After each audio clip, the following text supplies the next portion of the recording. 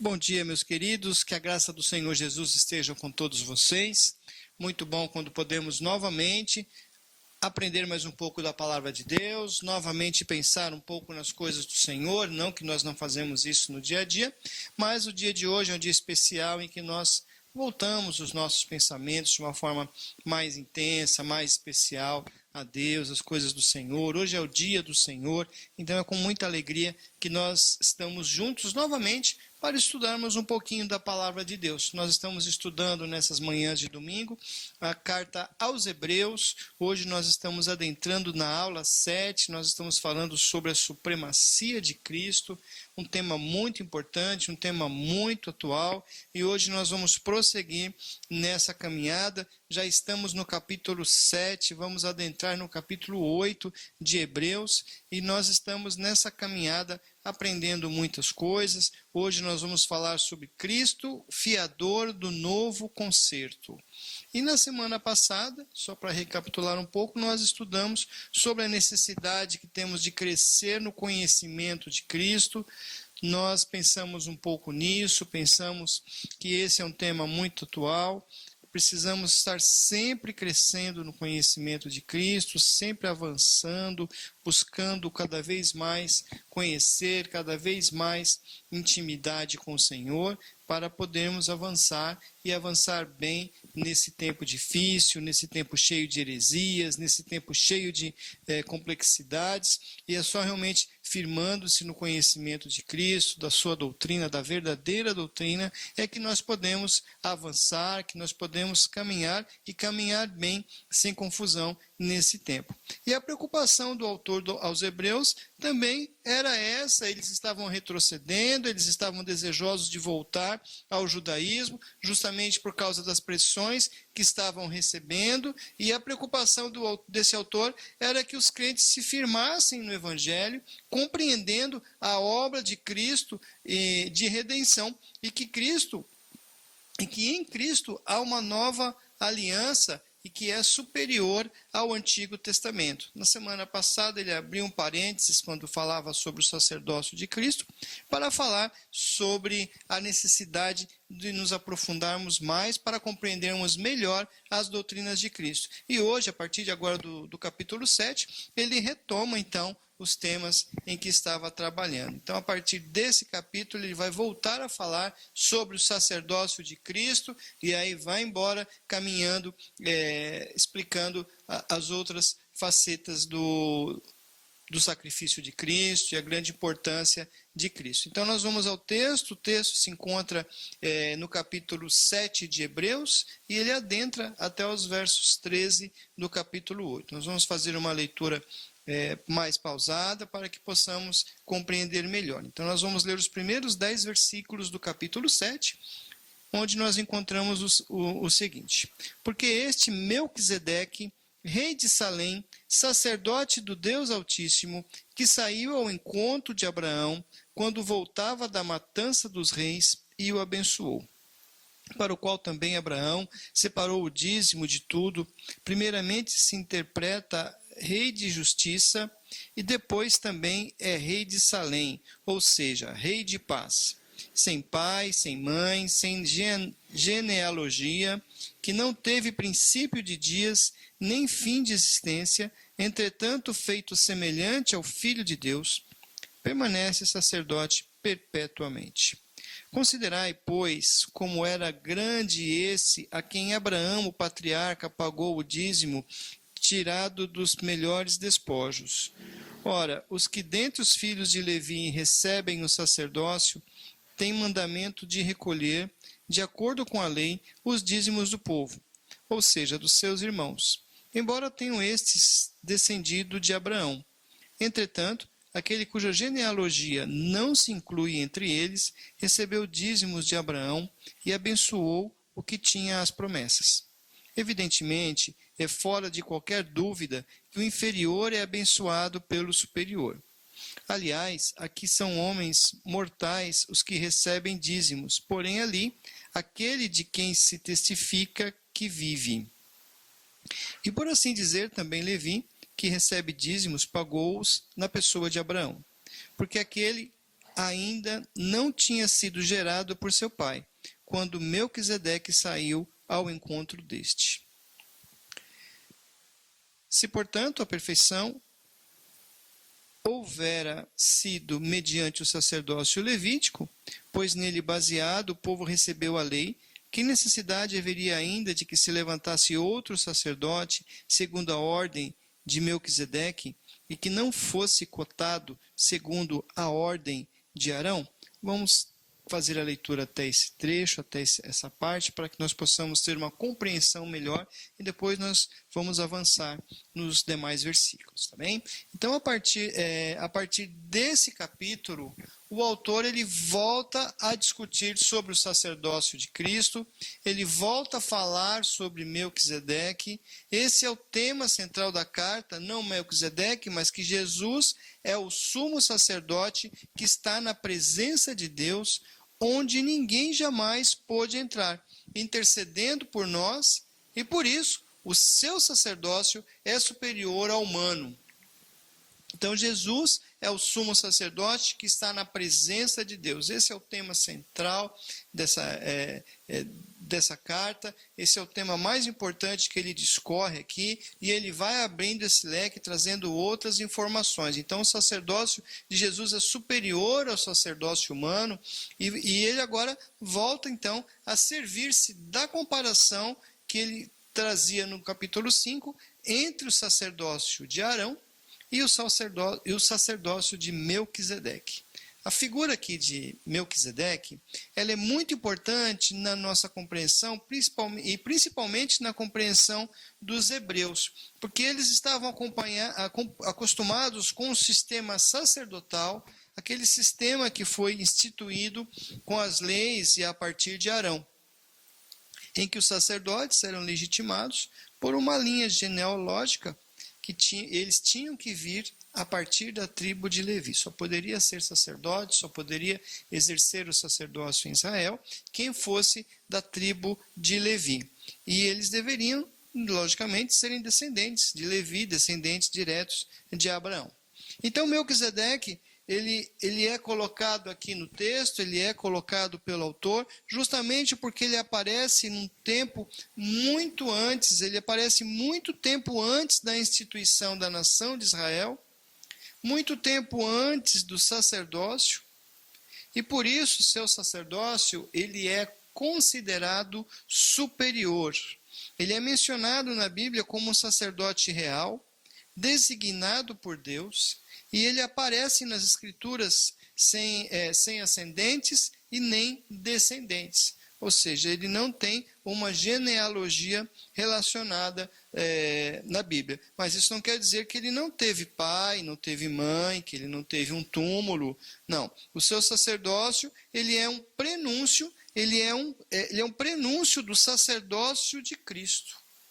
Ou seja, Melquisedeque, ele era um tipo, ele era um símbolo, um modelo de Cristo. E compreender a identidade desse homem é o caminho para nós podermos entender este capítulo, para nós podermos entender, então, os ensinos que trazem neste capítulo. As pessoas, muita gente acha o livro de Hebreus um livro complicado, um livro difícil, mas é um livro que tem que ser acompanhado com as nuances do Antigo Testamento, deve ser observado os detalhes da história, os detalhes que são compartilhados, para que nós possamos entender e compreender as analogias, as comparações que são feitas pelo autor, para que nós possamos realmente ter, então, a compreensão exata e a aplicação correta para os nossos dias. Então, quem era esse homem? Quem era Melquisedeque? O seu nome quer dizer Rei da Justiça.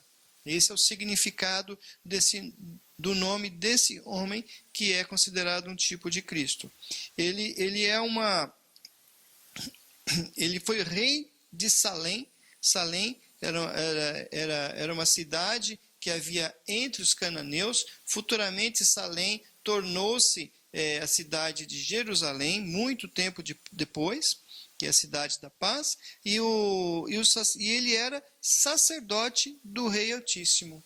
ele era conhecido por ser sacerdote do Rei Altíssimo, que era adorado então nessa cidade de Salém. Olha que interessante, muitos séculos depois, Davi conquista essa cidade se torna então a capital de Israel, se torna o centro da adoração em Israel, e antes, já naquele lugar, havia um sacerdote que se identificava como sendo sacerdote do Deus Altíssimo e que era adorado naquele lugar.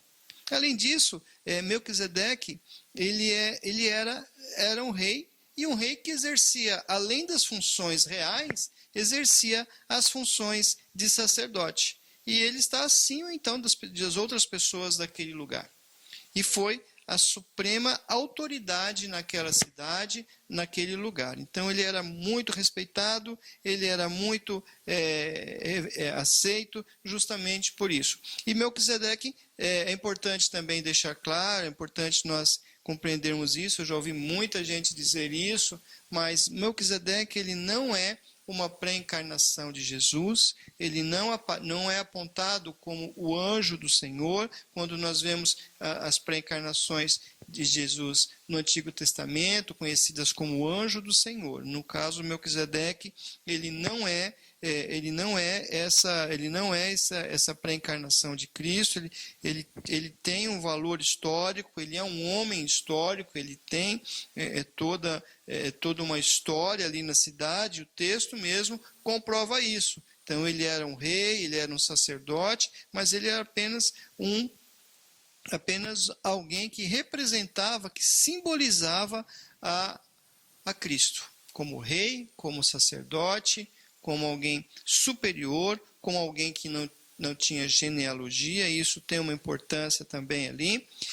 Então, ele começa a discorrer, ele começa a fazer essa comparação, os hebreus então começam a compreender que Jesus se trata de alguém superior ao sistema da lei, pois ele é tipificado por alguém que vinha antes da lei e que era superior e que não estava sujeito a essa lei. Então, a partir do verso 11 ao verso 28, o autor ele vai apresentar algumas evidências agora da superioridade do sacerdócio de Cristo. Nós falamos sobre Melquisedeque, falamos sobre quem era Melquisedeque, quem representava Melquisedeque, que ele estava numa situação diferente da situação dos outros sacerdotes, porque ele não era da linhagem levítica, e ele vem muito antes disso, e agora o autor ele mostra 5 evidências da superioridade do sacerdócio de Cristo. Vamos ao texto, nós leremos agora dos versos 11 ao verso 28. Diz assim: se, portanto, a perfeição houvera sido mediante o sacerdócio levítico, pois nele baseado o povo recebeu a lei, que necessidade haveria ainda de que se levantasse outro sacerdote segundo a ordem de Melquisedeque, e que não fosse contado segundo a ordem de Arão? Pois quando se muda o sacerdócio, necessariamente há também mudança de lei. Porque aquele de quem são ditas estas coisas pertence a outra tribo, da qual ninguém prestou serviço ao altar. Pois é evidente que o nosso Senhor procedeu de Judá, tribo a qual Moisés nunca atribuiu sacerdotes. E isto é ainda muito mais evidente quando, à semelhança de Melquisedeque, se levanta outro sacerdote, constituído não conforme a lei de mandamento carnal, mas segundo o poder da vida indissolúvel. Porquanto se testifica: tu és sacerdote para sempre, segundo a ordem de Melquisedeque. Portanto, por um lado se revoga a anterior ordenança por causa da sua fraqueza e inutilidade, pois a lei nunca aperfeiçoou coisa alguma. E por outro lado se introduz esperança superior, pela qual nós chegamos a Deus. E visto que não é sem prestar juramento, porque aqueles sem juramento são feitos sacerdotes, mas este com juramento por aquele que lhe disse: o Senhor jurou e não se arrependerá. Tu és sacerdote para sempre. Por isso mesmo, Jesus tem se tornado fiador de superior aliança, Ora, aqueles são feitos sacerdotes em maior número, porque são impedidos pela morte de continuar. Este, no entanto, sempre continua para sempre e tem o seu sacerdócio imutável. Por isso também pode salvar totalmente os que por ele se chegam a Deus, vivendo sempre para interceder por eles. Com efeito, nos convinha um sumo sacerdote como este, santo, inculpável, sem mácula, separado dos pecadores e feito mais alto do que os céus. Que não tem necessidade, como os sumos sacerdotes, de oferecer todos os dias sacrifícios, primeiro por seus próprios pecados, depois do povo, porque fez isso uma vez por todas, quando a si mesmo se ofereceu. Porque a lei constitui sumos sacerdotes a homens sujeitos à fraqueza, mas a palavra do juramento, que foi posterior à lei, constitui o Filho perfeito para sempre. Então esse é o segundo trecho, a segunda parte do capítulo, onde o autor então apresenta as 5 evidências da superioridade do sacerdócio de Cristo. A primeira delas é que através de Jesus, da sua pessoa e da sua obra, dando sua vida pelos pecadores, Deus finaliza a aliança anterior. Então Deus põe fim ao Velho Testamento e introduz a nova aliança com o sangue de Cristo, substitui o antigo pacto. Então, muitas pessoas, inclusive uma curiosidade, muitas pessoas pensam que o Antigo Testamento ele termina ali em Malaquias. Na verdade, o Antigo Testamento ele termina na crucificação de Cristo. Ali começa a nova aliança. Jesus na ceia diz, aos discípulos, este sangue é a nova aliança. Então começa ali o Novo Testamento. Então Jesus introduz esse novo pacto, introduz essa nova aliança com o seu sangue, com o sangue de Cristo, que é o marco que vai substituir o antigo pacto. Então esse pacto novo a partir de Cristo. A segunda evidência da superioridade do sacerdócio de Cristo, foi constituído como sacerdote não pela lei dos homens, mas pelo próprio Deus. Então havia aquela dificuldade que o sacerdote vinha e tinha que ser os seus descendentes para dar continuidade. Então havia uma ordem, uma nomeação feita pelos próprios homens. Cristo foi nomeado pelo próprio Deus, pelo próprio Pai, e ele então é o sacerdote superior justamente porque não foi o homem que o constituiu. 3. Os sacerdotes humanos morriam e precisavam ser substituídos. Olha aí a situação, a afabilidade do ser humano. Jesus morreu, Jesus ressuscitou, Jesus é eterno, sacerdote para sempre. Jesus não tem um ponto inicial daqui para frente. Jesus ele é eterno, ele é antes da criação, antes de tudo, da eternidade para trás, da eternidade para frente. Ele não tem fim, não tem marca de data de início, de quando começou sua vida. Então Jesus ele é eterno, e isso nos garante, o seu sacerdócio é eterno, estará sempre conosco, estará sempre a nos defender, estará sempre a nos proteger, estará sempre a interceder por nós diante do Pai. Em quarto lugar, os sacerdotes eram humanos e eram pecadores, eles não podiam salvar ninguém. O máximo que um sacerdote podia fazer era ouvir a confissão de alguém, colocar as mãos em cima da ovelha, em cima do carneiro, orar, clamar a Deus, pedir a Deus que perdoasse aquela pessoa arrependida, mas eles não poderiam salvar ninguém. Eles tinham que fazer os sacrifícios por si próprios, também tinham que confessar os seus pecados. Mas Jesus é santo, Jesus é perfeito, Jesus vem sem pecado, ele não tem pecado. Então Jesus, ele é o sacerdote perfeito, é o sacerdote eterno, é o Filho de Deus quem nos salva para sempre. Então nós estamos garantidos, estamos tranquilos através do Filho de Deus, através do seu sacrifício que nos salva para sempre. Em quinto lugar, a quinta evidência é que o sacrifício de Cristo é perfeito, o sacrifício de Cristo é único, o sacrifício de Cristo não precisa ser repetido, nada mais precisa ser feito, então nós podemos nos alegrar, nós podemos comemorar, nós podemos realmente louvar o Senhor com todas as nossas forças, com toda a nossa alegria, porque não precisa ser feito mais nada. O seu sacrifício é eficaz, é suficiente para tirar os nossos pecados e nos colocar em pé diante de Deus.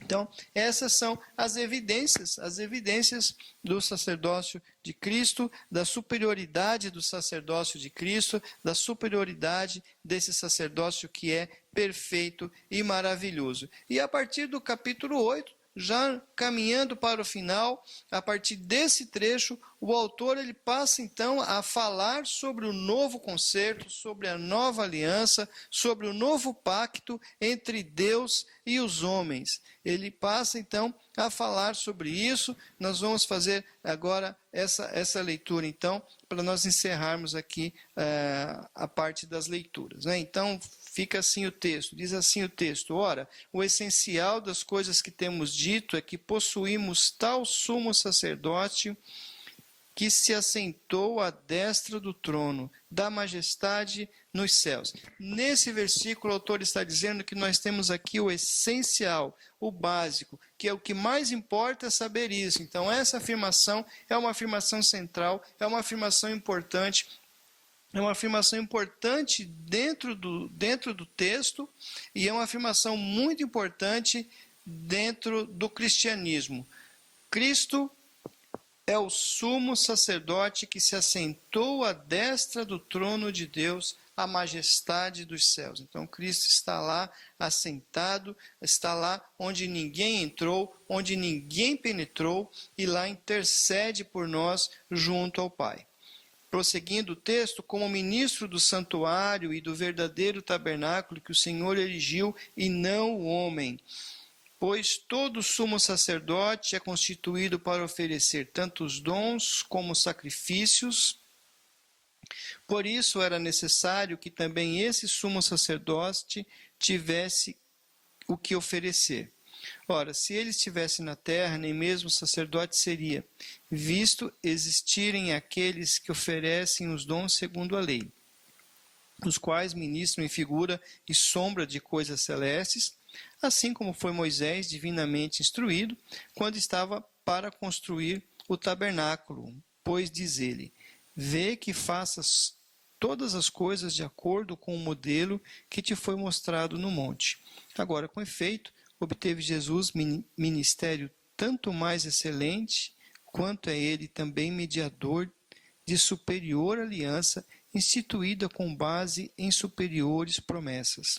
Porque se aquela primeira aliança tivesse sido sem defeito, de maneira alguma estaria sendo buscado lugar para a segunda. E de fato, repreendendo-os, diz: eis aí vem dias, diz o Senhor, e firmarei nova aliança com a casa de Israel e com a casa de Judá, não segundo a aliança que fiz com os seus pais, no dia em que tomei pela mão, para os conduzir até fora da terra do Egito, pois eles não continuaram na minha aliança, e eu não atentei para eles, diz o Senhor. Porque esta é a aliança que firmarei com a casa de Israel depois daqueles dias, diz o Senhor. Na sua mente imprimirei as minhas leis, sobre o seu coração as inscreverei, e eu serei o seu Deus, e eles serão o meu povo. Muito bem, nós lemos até o verso 10. Então, aqui nesses versículos iniciais, ele se dedica a falar sobre esse novo concerto, sobre essa nova aliança entre Deus e os homens. Por ter pleno poder, Deus propôs essa aliança, a qual cabe ao homem apenas aceitar ou rejeitar. Deus é o Todo-Poderoso e Deus decide, então, farei uma aliança convosco, vocês que estão perdidos, vocês que estão condenados, vocês que não merecem nenhum tipo de acordo. Então Deus propõe essa aliança de salvação, essa aliança de restauração na vida da humanidade, cabendo-nos apenas aceitar ou rejeitar essa aliança, aceitar ou rejeitar essa proposta de Deus. Então, inicialmente, através da lei, através do tabernáculo, através dos sacerdotes, através dos sacrifícios, baseado através de todos esses rituais, de todas essas coisas do Antigo Testamento, esse era o primeiro pacto, um primeiro acordo, onde as pessoas tinham que estar fazendo isso o tempo todo.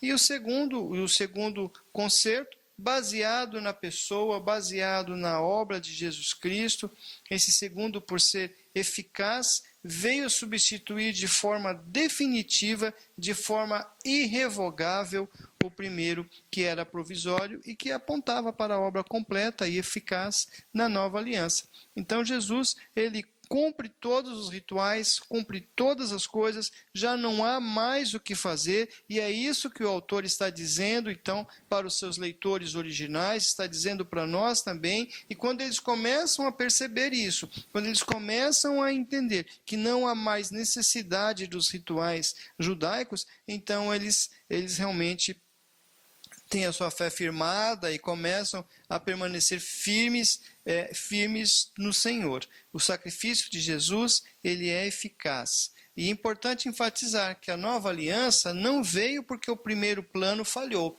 Deus não tinha um plano e de repente aquele plano deu tudo errado, aquilo tudo falhou, então ele partiu para o plano B. Não. Isso tudo já fazia parte do propósito de Deus desde o princípio, desde a queda do homem. Lá em Gênesis 3, ele fala sobre a promessa, ele fala da promessa do filho que vai esmagar a cabeça da serpente, e ali já nasce o evangelho, já anunciando já que um dia tudo isso teria fim, o pecado teria fim, porque haveria alguém que viria para esmagar a cabeça da serpente. Então, tudo isso é um plano de Deus. E agora, nos 3 versículos finais, do 10 ao 13, o texto mostra que o novo concerto, que a nova aliança é superior. Então, os 3 últimos versículos vai dizer o seguinte: porque esta é a aliança que firmei com a casa de Israel, depois daqueles dias, diz o Senhor. Na sua mente imprimirei as minhas leis, também sobre o seu coração as inscreverei, e eu serei o seu Deus, e eles serão o meu povo. E não ensinará jamais cada um ao seu próximo, nem cada um ao seu irmão, dizendo: conhece o Senhor, porque todos me conhecerão, desde o menor deles até o maior. Pois para com as suas iniquidades usarei de misericórdia, e dos seus pecados jamais me lembrarei. Quando ele diz nova, torna antiquada a primeira. Ora, aquilo que se torna antiquado e envelhecido está prestes a desaparecer.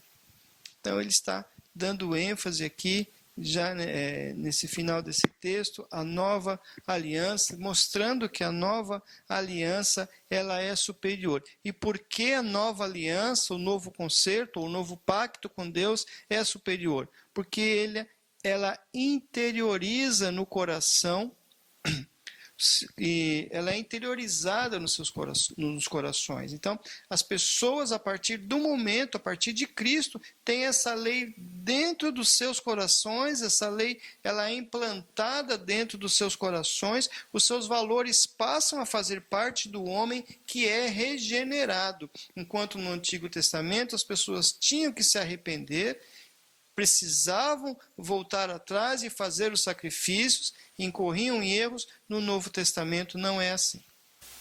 Então o Novo Testamento ele traz uma nova uma nova situação, o homem regenerado, o homem que é feito nova criatura, que é transformado, que já não vive dominado pelo pecado e nem tem prazer pelo pecado, mas tem o seu coração voltado para Deus, voltado para as coisas de Deus e que ama as coisas de Deus.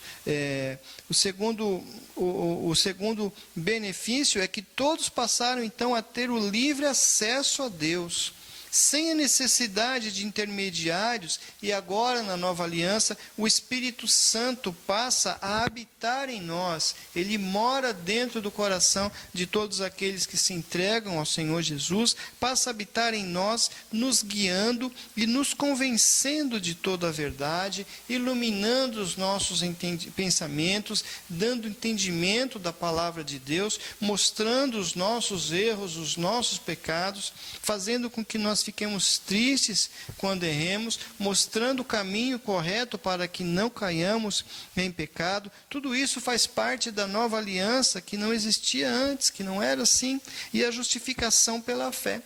Os nossos pecados são perdoados através de Jesus Cristo, mediante a fé, e ponto.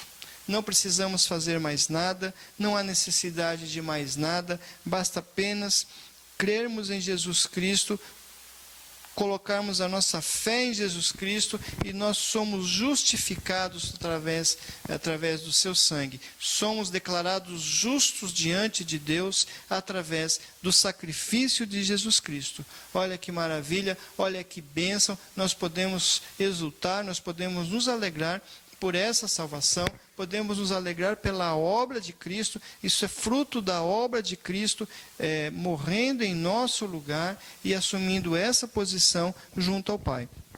E para terminar, nós vivemos na nova aliança de Deus, o sistema de culto do Antigo Testamento, com o Antigo Concerto, já se encerrou. É importante nós termos isso em mente. É comum nós vermos ainda nos dias de hoje e muito mais nesse tempo, pessoas se levantando querendo trazer os costumes do Antigo Testamento para o nosso tempo, querendo trazer para os cultos práticas do Antigo Testamento, costumes, expressões, objetos do Antigo Testamento, o que se chama de hebraísmo, para dentro das nossas igrejas, para dentro dos nossos cultos. E isso não é cristianismo.